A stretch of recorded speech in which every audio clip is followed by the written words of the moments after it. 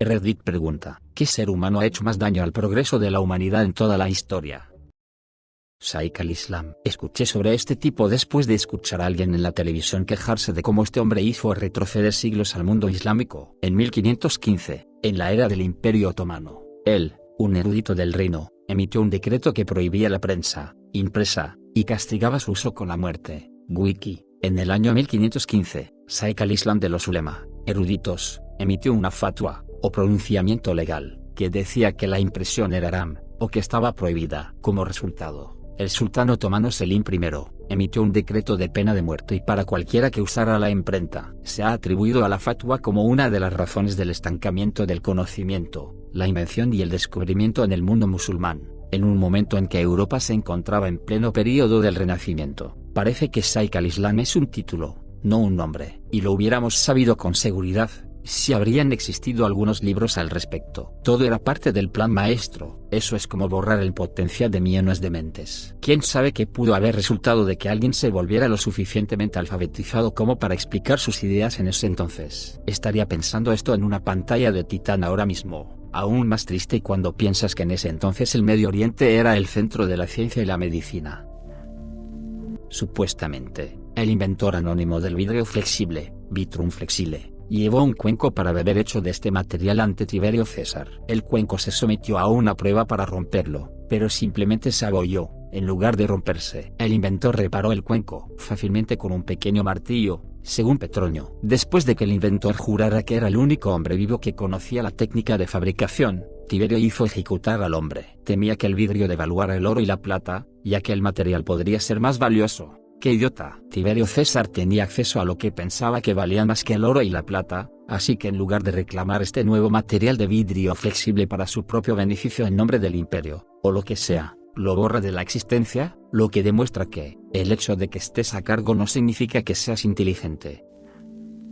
Andrés Wakefield. Este hombre inició el mito de que las vacunas causan autismo. Personalmente, lo culpo por los muchos antivacunas modernos. Creo que fue un video de YouTube o un documental recientemente. Fue tan interesante y también aterrador que un hombre pueda generar un montón de miedo y vacilación innecesarios solo porque quería obtener ganancias. Y su impacto continúa hoy 20 años después. Y todo se basó en un estudio de 12 personas, con un estudio sobre 12 personas y concluyó que había una correlación lo suficientemente fuerte. Con razón perdió su licencia médica. ¡Qué terrible ciencia! También ha causado mucho daño. Él sabía muy bien lo que estaba haciendo y esos 12 no era una muestra lo suficientemente buena. Estaba tratando de aplastar la vacuna contra el sarampión, la papera y la rubéola, MMR por sus siglas en inglés, para que fuera reemplazado por una con la que él ganaría dinero. No recuerdo si tuvo una participación directa en su desarrollo o simplemente los que le hicieron le pagaron. En realidad, él mismo nunca fue un antivacunas. Quería que la vacuna se distribuyera en 3 dosis en lugar de una, ya que poseía acciones, creo que lo era, en una empresa que las entregaba de esa manera. Y entonces la bola de nieve empezó a rodar, y ahora estamos donde estamos hoy. Me preguntó cuántas vidas ha costado su codicia. Oh,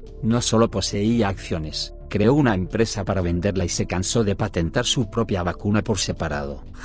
Y un abogado le pagó para encontrar la relación y así poder demandar a los fabricantes de la vacuna contra el sarampión, la papera y la rubéola o MMR. Son tantas capas de mierda que es asombroso.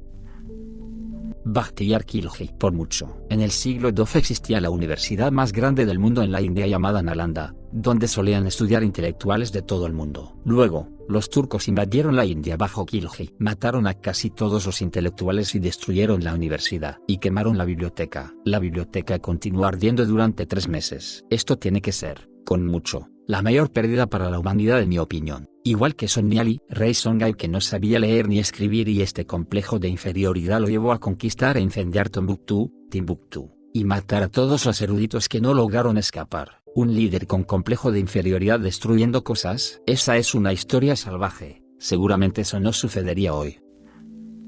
Mucha gente no parece entender la pregunta. No es quién hizo algo malo o a quién odio más. Es quién más obstáculo fue el progreso de la humanidad. La gente simplemente no quiere entender, especialmente los padres.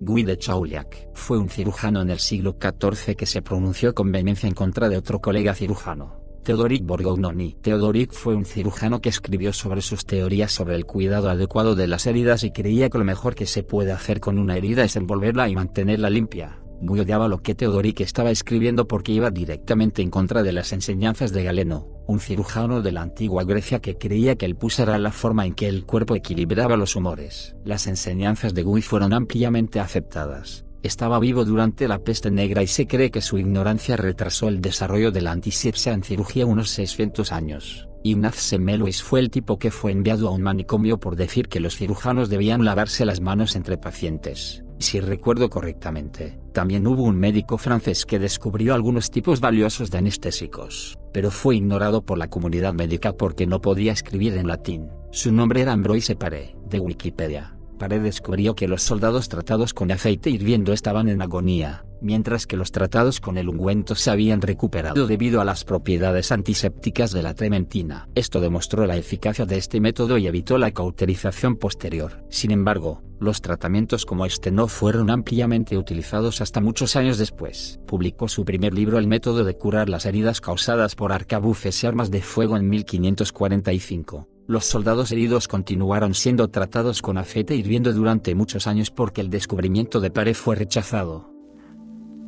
Robert Maxwell, padre de Ghislaine. El hombre fue la causa principal para que los artículos científicos sean pagos en la actualidad. Antes de él, la publicación científica era relativamente abierta. Ayudó a convertir la industria en el cáncer académico que es hoy. Para aquellos interesados, encontré un artículo que detalla bastante bien los eventos. Una versión muy larga para leer. Es que mediante el uso de marketing de relaciones públicas, acuerdos de exclusividad y la ley de derechos de autor, Maxwell, a través de Pergamon Press, convirtió la publicación científica de un esfuerzo relativamente sin fines de lucro en una industria depredadora que cobraba a las instituciones por la investigación que no pagaban nada. Echa un vistazo a Alexandra Ixfiub. Definitivamente han ayudado a muchas personas que no pueden acceder a la investigación científica. Los Maxwells realmente son unas revergas.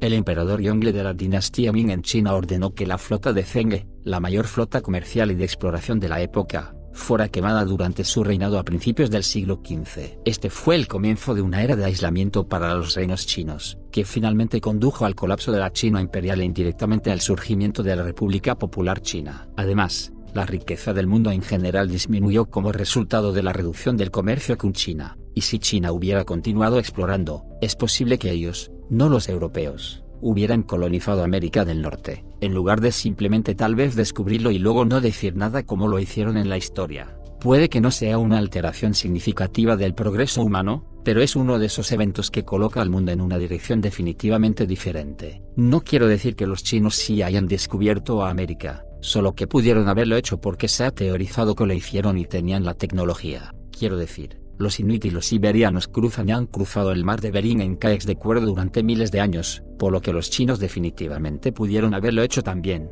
si hubieran llegado más lejos. No sé mucho sobre la historia real de esa teoría. Las flotas Ming eran extremadamente costosas de mantener, y en ese momento el emperador chino tuvo que lidiar con disturbios significativamente mayores en casa, y piratería y ataques en lo que se convertiría en Japón. Puede ser útil pensar en las flotas del tesoro Ming como el equivalente medieval de un programa espacial, algo que requiere grandes gastos de riqueza nacional para sostenerse, y algo que se elegiría eliminar si su presupuesto queda más ajustado debido a disturbios y problemas económicos al regresar a casa. Rupert Murdoch, definitivamente es la principal causa de la caída de Australia, y el Reino Unido, y los Estados Unidos. Ese monje que pegó una página de geometría y álgebra para escribir oraciones en ella, hizo retroceder el mundo de las matemáticas unos 300 a 400 años. Un monasterio griego retuvo los papeles en su totalidad, luego fue sobrescrito con oraciones. Aunque no está completo, alguien respondió. Sin embargo, creo que he leído varias teorías sobre esto que hacen que sea mucho menos impactante de lo que sugiere la narrativa popular. 1. Es poco probable que esta sea la única copia de la obra de Arquímedes, especialmente porque incluso en Constantinopla estaba muy lejos de su lugar de origen. 2. Los monasterios en general solían proteger cualquier tipo de texto, y no solo los de carácter religioso. Entonces, el hecho de que eligieran sobreescribir esto sugiere que no creían que se tratara de un texto particularmente poco común en ese momento, lo que le da más credibilidad al punto 1. 3. Había muchos otros textos en el palimpsesto además del Códice Fe de Arquímedes, de los cuales uno podría argumentar igual en cuanto a la importancia. La elección de exaltar una a expensas de todos los demás es técnicamente una sobreescritura, especialmente dado el hecho de que no era raro escribir sobre pergamino costoso en ese momento. 4. La obra se sobreescribió solo 700 años después de que se escribiera por primera vez. Esto hace que sea muy poco probable que haya sido fundamental en cualquier avance matemático si no se hubiera sobrescrito de todos modos. 5. El hecho de que este manuscrito haya sobrevivido, mientras que sobrevivieron pocas copias, si es que hubo alguna,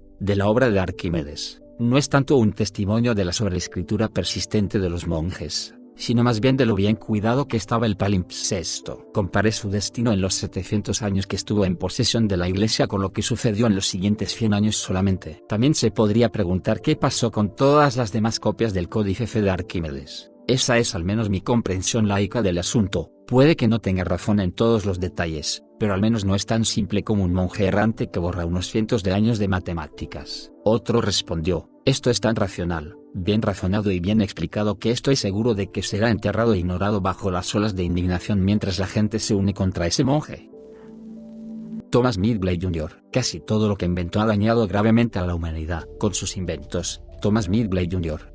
contribuyó al envenenamiento de 3 generaciones de niños. Aumentó el riesgo de cáncer de piel y otros problemas de la piel relacionados con la exposición a los rayos ultravioleta y contribuyó en gran medida al calentamiento global. Fue responsable de agregar plomo a la gasolina y gas freón a los refrigeradores. Luego, después de contraer polio y quedar paralizado, murió asfixiado por un elaborado sistema de poleas que inventó para entrar y salir de la cama. Su gromit se quedó ahí y miró, apuesto.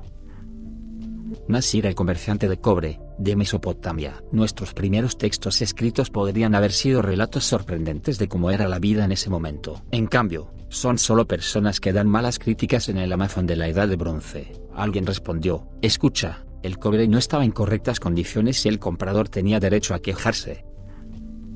¿Quién dio la orden de quemar la biblioteca de Alejandría? Por lo que entiendo, la biblioteca en realidad se copió o se eliminaron los textos antes de la grabación. O eso decía una publicación en r/Historians un poco atrás. Wikipedia habla de esto también. También recuerdo haber leído, desde aquí creo, acerca de cómo la biblioteca justo antes de la quema ya estaba en mal estado. Podría estar totalmente equivocado con esto. Supongo que la tragedia no fue la pérdida del conocimiento que contenía, sino la pérdida del lugar en sí. Creo que esta es una respuesta mucho más cercana de lo que nadie le da crédito. Creo que había un tipo llamado Ptolomeo VIII, definitivamente era un Ptolomeo, pero había muchos, que aparentemente ejecutó al bibliotecario jefe en Alejandría y exilió a la mayoría de los académicos, y les hizo muy difícil ser académico a los que se quedaron. Como 150 años antes de esa quema, la cuestión es que, según la tecnología que sabemos que tenían en ese momento y lo que estaban publicando inmediatamente antes de que esto sucediera, al menos en teoría, solo faltaban unos 300 años para la industrialización total. Estamos hablando de que podríamos haber tenido ferrocarriles o incluso computadoras alrededor del año 300 después de Cristo. No fue la pérdida de la biblioteca, fue la pérdida de lo que efectivamente era París a mediados del Renacimiento. Recuerde, según la mayoría de los relatos, el Renacimiento fue literalmente iniciado por un tipo que viajó y reunió la mayoría de las obras de la biblioteca de Alejandría y las puso en manos de una universidad adecuada llena de académicos.